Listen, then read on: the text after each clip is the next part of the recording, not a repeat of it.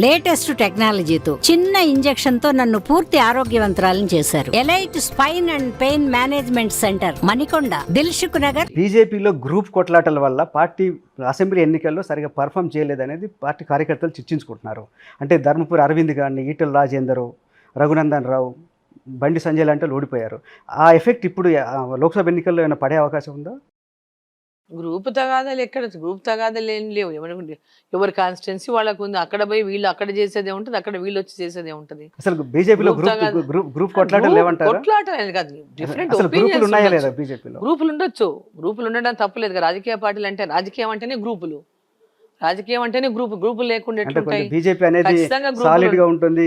ఏదైనా కూడా గ్రూప్ ఉంటుంది. ఎవరి అభిమానులు వాళ్ళకు ఉంటారు, ఎవరి టీం వాళ్ళకు ఉంటుంది.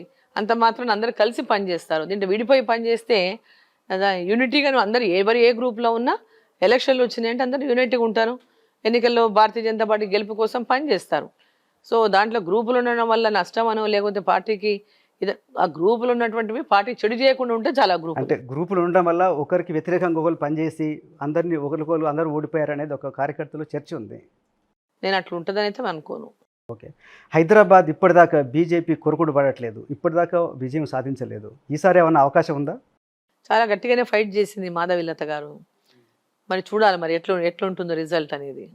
అది మీకైనా చాలా గట్టిగా నమ్మకం ఏమైనా ఉందా? చాలా అంటే చాలా గట్టి ఫైట్ ఇచ్చింది. గట్టి ఫైట్ అయితే భారతీయ జనతా పార్టీ ఇచ్చింది అక్కడ గట్టిగా. అంటే ఇక్కడ మేజర్గా ఏంటంటే ముస్లిం ఓట్లు ఎక్కువ ఉన్నాయి ఆ పార్లమెంట్ సెగ్మెంట్లో. మేజర్గా ఒక కమ్యూనిటీ ఓట్లు ఎక్కువ ఉండడం వల్లనే వాళ్ళకి కలిసి వస్తూ ఉంది. వాళ్ళు కలిసి రావడంలో ఒక అదృష్టం ఏంటంటే వాళ్ళ కమ్యూనిటీ ఓట్లు ఎక్కువ ఉండడం వల్లనే అక్కడ MIM గెలవగలుగుతుంది. So Bharatiya Janata party చాలా గట్టిగా ఫైట్ ఇచ్చింది.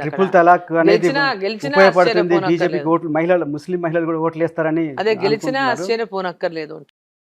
కానీ పార్టీ సీనియర్ నాయకులు రాజా సింగ్ కానీ భగవంతరావు కానీ మాధవీలతకు సపోర్ట్ చేయలేదనే ప్రచారం ఉంది. ఎక్కడ వాళ్ళు కనిపించలేదు కూడా. అట్లాంటిది ఏముండదు. అందరూ పార్టీ ఒక క్యాండిడేట్ నిర్ణయించిన తర్వాత అందరూ కలిసి పనిచేయాల్సింది. ఎవరి నియోజకవర్గంలో వాళ్ళు ఎక్కడెక్కడ వాళ్ళు ఇన్ఫ్లుయెన్స్ చేయాలో అక్కడ పని చేస్తారు. పని చేయకుండా ఎవరు ఉండరు, అట్లా ఏముండరు. ఈసారి తెలంగాణలో బీజేపీకి ఎన్ని సీట్లు వస్తాయి అనుకుంటున్నారు? ఖచ్చితంగా 10 నుంచి 12 రావాలని అనుకుంటున్నాను. 12 సీట్లు వచ్చే అవకాశం ఉందని అనుకుంటున్నాను. కానీ రేవంత్ రెడ్డి చెప్తున్నాడు కాంగ్రెస్కి 14 వస్తున్నాయి, బీజేపీ, బీఆర్ఎస్, ఎంఐఎంకి ఒక్కొక్క సీట్ వస్తుందని. సరే, వాళ్ళు అధికారంలో ఉన్నారు ఇక్కడ కాబట్టి అదే మాట్లాడతారు. అధికారంలో ఉన్న వాళ్ళకు అంతా బాగుందనే ఫీలింగ్ ఉంటుంది. అట్లా దాంట్లో వాస్తవం కనిపిస్తుందా మీకేమన్నా? ఆల్ ఫీల్ గుడ్ అంటారు. 5 నెలలు అయింది వీళ్ళు అధికారంలోకి వచ్చి. 5 నెలల్లో చాలా వ్యతిరేకత ప్రజల లోపల అప్పుడే స్టార్ట్ అయింది. సో అడ్మినిస్ట్రేషన్ పరంగా కూడా రేవంత్ రెడ్డి గారు ప్రూవ్ చేసుకోలేకపోయినారు. ఈ 5 మంత్స్లో వాళ్ళు ఏం ప్రూవ్ చేసుకోలేకపోయినారు. మాటలతోనే గడిపేస్తూ ఉన్నారు సమయం అంతా తప్పితే ఇప్పటిదాకా ఎలాంటి అవుట్కమ్ లేదు. అడ్మినిస్ట్రేషన్ పరంగా కూడా ఎలాంటి అవుట్కమ్ లేదు. సో మాటలు ఒక ముఖ్యమంత్రిగా మాట్లాడాల్సినటువంటి పద్ధతిలో కూడా ఆయన మాట్లాడాలి. హుందాతనం లేదు. ఇంకా అపోజిషన్ నాయకులుగానే మాట్లాడుతున్నారు. అందరితో మమేకమై పనిచేసి నలుగురు సలహాలతో ఎట్లా ముందుకు వెళ్ళాలనేటటువంటి ఇది లేకపోవడం ఒకటి. నేనే నడిపించేస్తానేటటువంటి అహంభావం కూడా ఉండొచ్చు. అహంభావం అనేది ఎప్పుడు కూడా ఇలాంటి గుడ్ రిజల్ట్స్ ఇవ్వదు. రేవంత్ సర్కార్ ఎన్ని రోజులు ఉంటుంది అనుకుంటున్నారు? రేవంత్ సర్కార్ ప్రజల యొక్క అంటే ప్రజలు ఎప్పుడైతే ఈ యొక్క ప్రభుత్వం మీద విశ్వాసం కోల్పోతారో ఆ రోజు వీళ్ళ మనుగడ కష్టమే. కానీ కేసీఆర్ చెప్తున్నారు బీజేపీ మళ్ళీ అధికారంలోకి వస్తే రేవంత్ రెడ్డి సర్కార్ను కూల్చేస్తుందని. నిజమేనా? అట్లా జరుగుద్దా? ఎవరిని ఎవరు కూల్చడమా పెట్టడం అనేది ప్రజలు అల్టిమేట్గా ప్రజలు నిర్ణయం తీసుకుంటారు. అధికారం ఇవ్వటం కానీ కూల్చడం కానీ ప్రజల నిర్ణయం. అది 100 మందికి పైగా ఎమ్మెల్యేలు ఉంటే నా ప్రభుత్వాన్ని కూల్చడానికి ట్రై చేశారు, మా ఎమ్మెల్యేలను కొనడానికి ట్రై చేశారు, రేవంత్ రెడ్డి సర్కార్ని సంవత్సరం కూడా ఉండనియర్ అనేది కేసీఆర్ అంచనా. అట్లాంటి జరిగే అవకాశం కేసీఆర్ గారు ఇప్పుడు ఏంటి పాపం ఒక్క 10 ఏళ్లలో అంత బ్రహ్మాండంగా తెలంగాణలో తను తప్ప ఇంకెవరు లేరు అన్నటువంటి చూసిన ప్రజల నిర్ణయం ఏముందో చూసాం కదా.